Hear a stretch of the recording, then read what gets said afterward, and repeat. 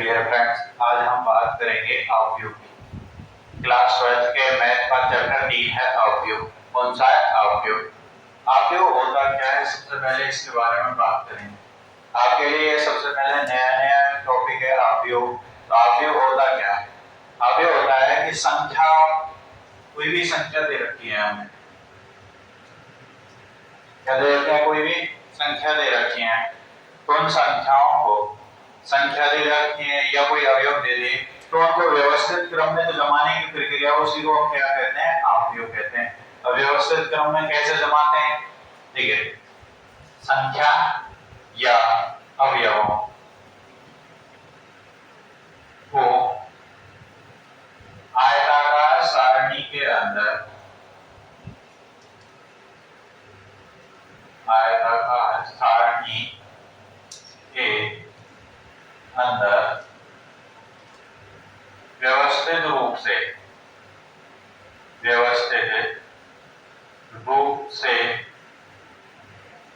जमाने की प्रक्रिया, जमाने की या तो प्रक्रिया बोलो या विधि बोलो, जमाने की प्रक्रिया या विधि क्या कहलाएगी? अवयव कहलाती है। क्या कहलाती है? अवयव। तो अवयव क्या होती है कि संख्या या अवयवों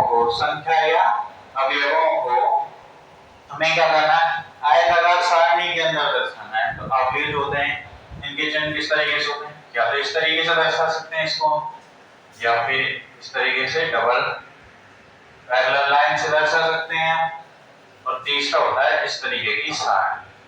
इस तरीके की क्या होती है? तीसरी सारणी। इसके अंदर हम क्या करते हैं? अवयव को दर्शाते हैं। तो अवयव क्या होता है? बिल्कुल आसान से परिभाषा, संख्या या अवयवों को आयताकार सारणी के अंदर, संख्या या अवयवों को आयताकार सारणी के अंदर व्यवस्थित करने की प्रक्रिया क्या कहलाएगी? अवयव कहलाती है। अवयव की खोज किसने की? अवयव की खोज जो की थी वो की थी आर्थर कैली ने। आर्थर कैली नामक एक वैज्ञानिक थे, उन्होंने अवयव की खोज की। अवयव नाम क्या होता है उसको बारे में हम थोड़ी आगे में बात करेंगे डिटेल में। तो सबसे पहले बात करते हैं संख्या और अवयवों को आयताकार सारणी के अंदर व्यवस्थित करने की प्रक्रिया क्या कहलाएगी? अवयव कहलाती है। अब अवयव हम इस तरीके से इनमें दर्शाते हैं, मैक्सिमम इसको लेके चलेंगे। ठीक है, ये तो गया अवयव को दर्शाने का। अब यहाँ पे किस कौन से उसे व्यक्त करेंगे हम? तो यहाँ पे आएंगे कैपिटल लेटर। कौन सा आएंगे? Capital letters.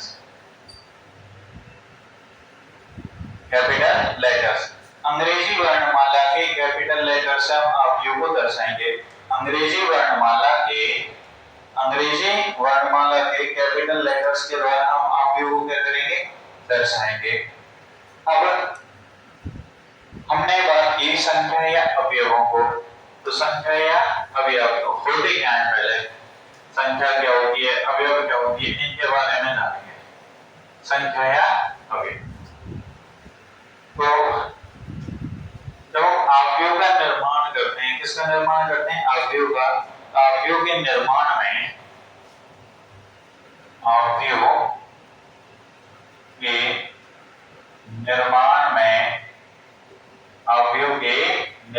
में जो अवयव बनाते हैं, तो उस अवयव के निर्माण में जिन संख्याओं का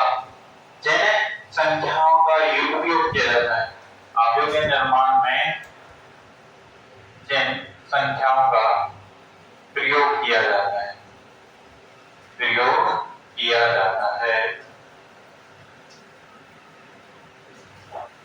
वे अवयव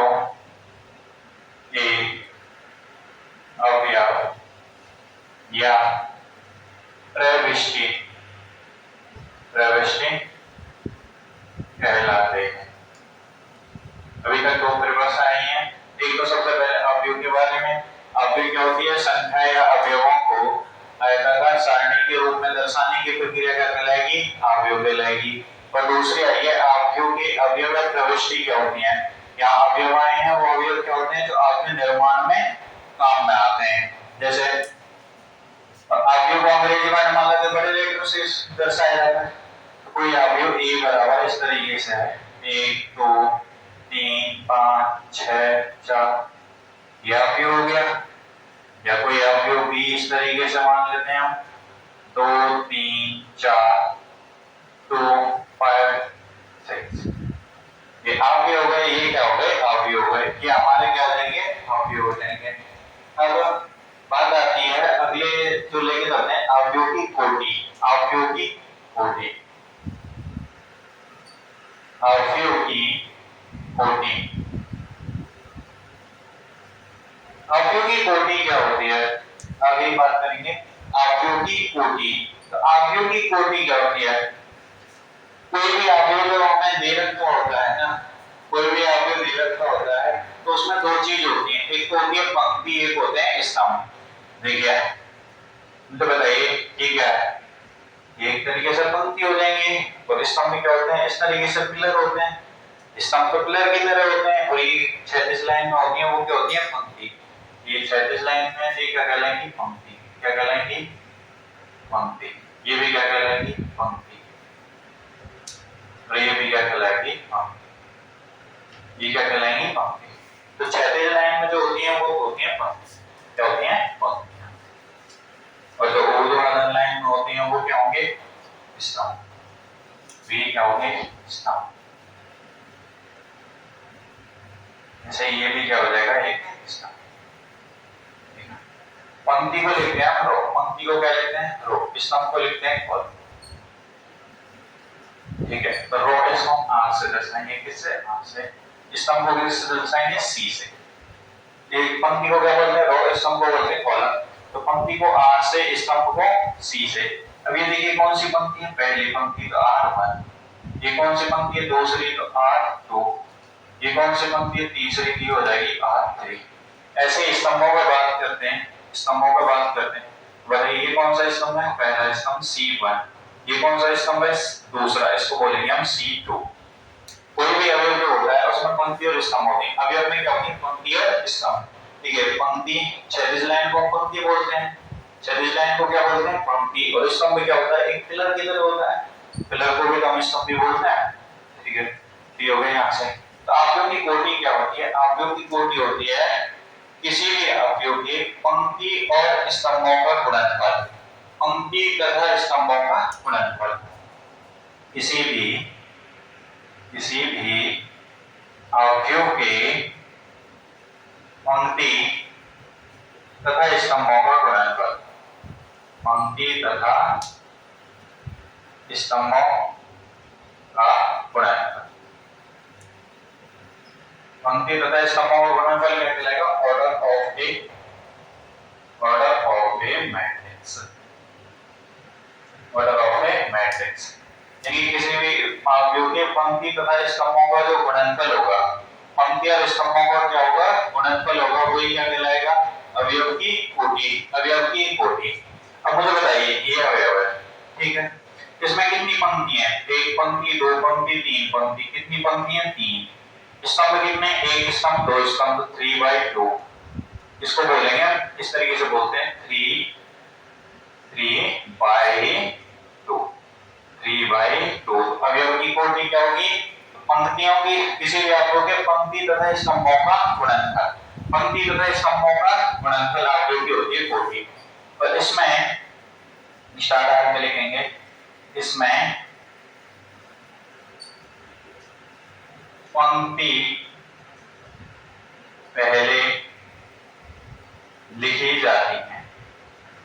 लिखी जब भी कोई अवयव करेंगे तो उसमें सबसे पहले किसको लिखेंगे? पंक्ति को। कोटि में जब भी लिखेंगे किसको करेंगे? पंक्ति को। तो इसमें कितनी पंक्तियां? एक पंक्ति, दो पंक्ति, तीन पंक्ति। तो तीन पंक्ति। स्तंभ कितने हैं? दो स्तंभ, 3 to 2। तो इसको पढ़ेंगे हम 3/2। 3/2। अब जैसे कोई आपके हमें इस तरीके से दे दे a बराबर 1 2 3 4 5, इस तरीके से हमें कोई अवयव दे दे, तो मुझे इसके पंक्ति तथा स्तंभ बताइए। तो पंक्ति कितनी है? एक पंक्ति ये हो गई पहली R1, दूसरी पंक्ति R2 हो गई, तीसरी पंक्ति हो जाएगी R3। स्तंभों की बात करते हैं, पहला स्तंभ C1, दूसरा स्तंभ हो जाएगा C2 और तीसरा स्तंभ क्या हो जाएगा C3। तो पहला स्तंभ C1, दूसरा C2 और तीसरा C3। तो इस तरह से अब मुझे इसकी कोटि बताइए। तो कोटि क्या होगी, पंक्ति और स्तंभों का गुणनफल। तो कितनी पंक्ति है, 3 पंक्ति, स्तंभ कितने हैं, 3 स्तंभ। तो इसकी कोटि कितनी होगी, 3/3। अवयव की कोटि कितनी हो जाएगी, ये हो जाएगी अवयव की कोटि। क्या हो जाएगी, अवयव की कोटि। एक सेकंड आप उसको उठा रही है, उसके बाद थोड़ा आगे वो लगा।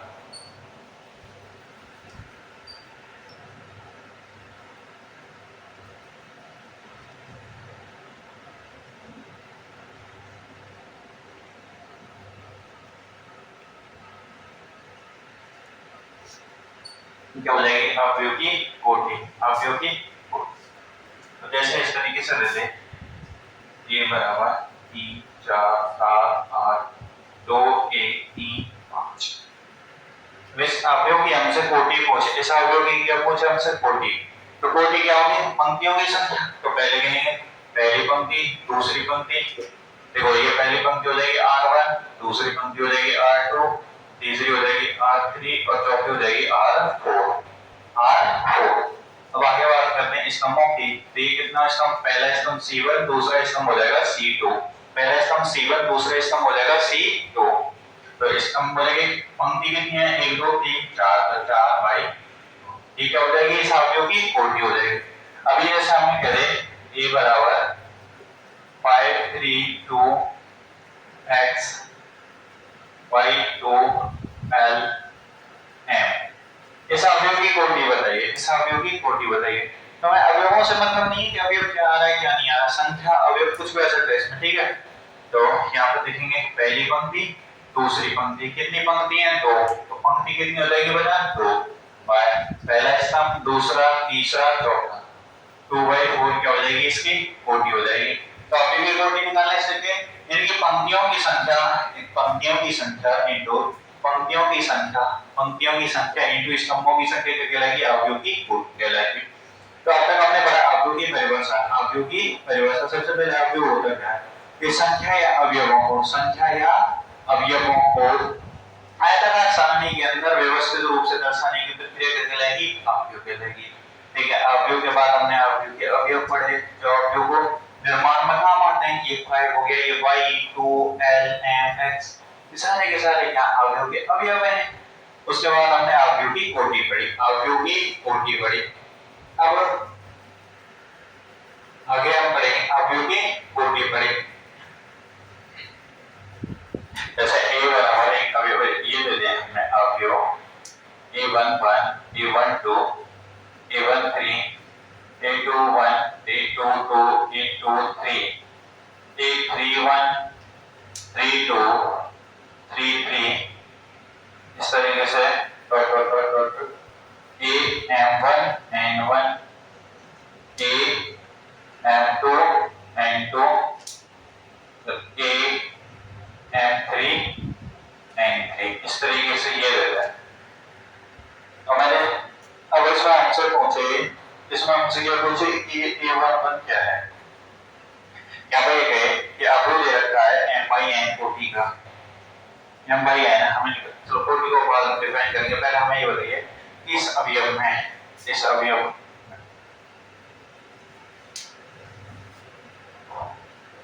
हाँ, इधर भी आगे एलिमेंट ले जा सकते हैं हम, ले जाना चाहें तो, ठीक है। पर छोड़ो ये a11 क्या है, सबसे पहले हम बात करेंगे a11 क्या है। a11 जब भी इस तरीके से लगता है तो इसका मतलब है, हमें पहले क्या लिखते हैं, पंक्ति लिखते हैं, बाद में क्या लिखते हैं, स्तंभ। तो इसका a11 का मतलब है पहली पंक्ति पहला स्तंभ, पहली पंक्ति पहला स्तंभ, पहली पंक्ति पहला स्तंभ, ठीक है। ये हो गया इस तरीके से, इसको थोड़ा छोटा रखो, आपको दिक्कत ना यहाँ पे कोई रखे, बाद में पढ़ा। a11 क्या है, पहली पंक्ति पहला स्तंभ। जैसे मैं बात करता हूँ a12 की, a12 तो सबसे पहले कौन सी पंक्ति? पहली पंक्ति दूसरा स्तंभ। देखिए पहली पंक्ति है, दूसरा स्तंभ है, बिल्कुल सही है। उसके बाद A13 की बात करते हैं। किसकी बात करते हैं? A13 की। A13 क्या होता है? पहली पंक्ति तीसरा स्तंभ, पहली पंक्ति तीसरा स्तंभ, पहली पंक्ति तीसरा स्तंभ। उसके बाद A21 पे आते हैं। A21 पे, A21 क्या होता है? ठीक है, तो लग रहा है कि दूसरी पंक्ति है, तो बिल्कुल पहली पंक्ति दूसरी पंक्ति, तो दूसरी पंक्ति है, पहला स्तंभ है, पहला स्तंभ है। यहाँ देखिए दूसरी पंक्ति दूसरा स्तंभ, दूसरी पंक्ति तीसरा स्तंभ। ऐसी बात करेंगे तीसरी पंक्ति पहला स्तंभ, तीसरी पंक्ति दूसरा स्तंभ, तीसरी पंक्ति तीसरा स्तंभ। ऐसे ही m पंक्ति n स्तंभ, m पंक्ति n स्तंभ तक ले जा सकते हैं इसको। यहाँ तक किसी कोई दिक्कत नहीं। तो इस तरीके से हम अवयव को निकालते हैं। देखिए वो कहते हैं एक 3x3 कोटि का मैट्रिक्स दे दिया। कितने बाय कितने का? 3x3 का। ये 3x3 का एक मैट्रिक्स है। इसमें हमसे कहते हैं जैसे ये दे दे ये बराबर y2 x y l a 3 m n। ये दे 3x3 कोटि का मैट्रिक्स है, 3x3 कोटि का। इसमें A23 अवयव निकालिए। हमसे कह रहे हैं A23 अवयव बताना है। कौन सा अवयव बताना है? A23। तो A23 अवयव कौन सा है इसमें? हमें तो पता है A23 कौन सा अवयव निकालना है? A23। तो A23 में हमें पता होना चाहिए कि A23 क्या है। 2 का मतलब दूसरी पंक्ति, तो दूसरी पंक्ति हो गई। 3 का मतलब तीसरा स्तंभ, तो दूसरी पंक्ति हो गई, तीसरा स्तंभ ये हो गया। दूसरी पंक्ति तीसरा स्तंभ का मैट्रिक्स A। कौन सा अवयव आ जाएगा? A। यदि हमसे पूछे A33 बताइए, A33 का मतलब तीसरी पंक्ति तीसरा स्तंभ, तो तीसरी पंक्ति तीसरा स्तंभ और अवयव कौन सा आ जाएगा हमारे पास? n। अवयव कौन सा आ जाएगा हमारे पास? n। तो यहाँ तक था अवयव की कोटि। और उसके बारे में हम थोड़ा सा जान लिया कि अवयव में पंक्ति क्या होती है, स्तंभ क्या होती है। पंक्ति क्या होती है, स्तंभ क्या होती है। पंक्ति होती है क्षैतिज लाइन। जो क्षैतिज रेखाएं होती हैं, क्षैतिज रेखाएं जो होती हैं वो क्या कहलाएंगी? हमारी पंक्ति। जितनी भी क्षैतिज रेखाएं हैं वो तो कहलाती है पंक्ति। और जो ऊर्ध्वाधर होते हैं वो क्या कहलाते हैं? स्तंभ। ऊर्ध्वाधर रेखा क्या कहलाएंगी? स्तंभ कहलाएंगी। उसमें हमने A11 क्या होता है, इसमें हमें पता चल गया कि पहले हम पंक्ति लिखते हैं उसके बाद में स्तंभ लिखते हैं। तो ये कौन सी है? दूसरी पंक्ति तीसरा स्तंभ, तीसरी पंक्ति तीसरा स्तंभ, पहली पंक्ति पहला स्तंभ। इस तरीके से निकाल लेंगे आगे अवयव आएंगे जो। ठीक है, पंक्ति हो गई। उसके बाद हम आगे चलते हैं अवयव के बारे में। तो पहला होता है पंक्ति अवयव। एक होता है पंक्ति अवयव।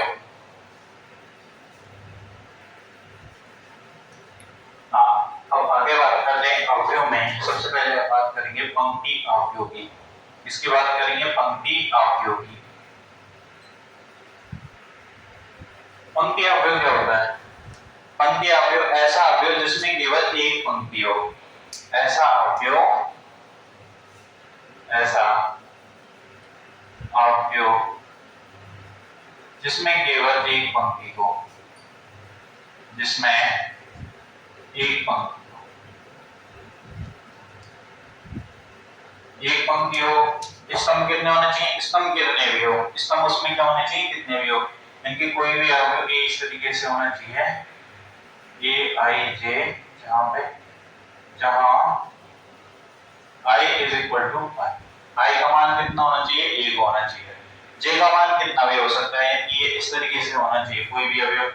आपको इस तरीके से दे दिया हमने और 3 2x, तो 1/4 का हो गया, 1/4 का 1/4 हो गया, 1/2 1/3 1/n कोटि का। कौन से कोटि का होना चाहिए? 1/n कोटि का। इनको हम इस तरीके से लिख सकते हैं 1/n कोटि का अवयव। 1/n कोटि का अवयव क्या कहलाएगा? पंक्ति अवयव। अब बात करते हैं स्तंभ अवयव की। किसकी बात करेंगे? स्तंभ अवयव। स्तंभ अवयव, column matrix. Column matrix, column matrix क्या होता है? ऐसा अवयव जिसमें कितनी पंक्ति होनी चाहिए? कितने स्तंभ होने चाहिए? एक स्तंभ। स्तंभ कितने होने चाहिए? एक। तो m/1 कोटि का अवयव, m/1 कोटि का अवयव, m/1 कोटि का अवयव। इसका मतलब है कि इसमें स्तंभ एक होना चाहिए, कोटि कितने हो, पंक्ति कितनी भी हो। मतलब की पंक्ति अवयव में कितना होना चाहिए? केवल एक पंक्ति। और स्तंभ अवयव में केवल एक स्तंभ। m क्या है यहाँ पे? पंक्तियों की संख्या। तो पंक्ति कितनी भी हो सकती है? स्तंभ एक ही होना चाहिए।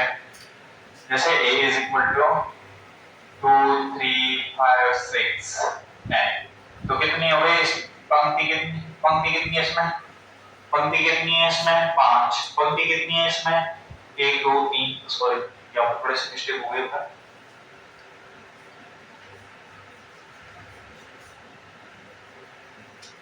इसको इस तरीके से लिखेंगे 2 3 5 6, तो कितनी 1 2 3 4, कितनी पंक्ति कितनी एक, स्तंभ कितने, मतलब इसको लिखने आएंगे तो इसको इस तरीके से लिखेंगे,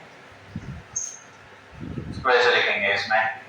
तो पंक्ति हमारे पास कितनी भी हो, पंक्ति हमारे पास कितनी भी हो चलेगा, लेकिन स्तंभ कितना होना चाहिए 1 2 3 x n p। तो देखिए पंक्ति कितनी 1 2 3 4 5, 5 स्तंभ कितने 1 5 बाई 1।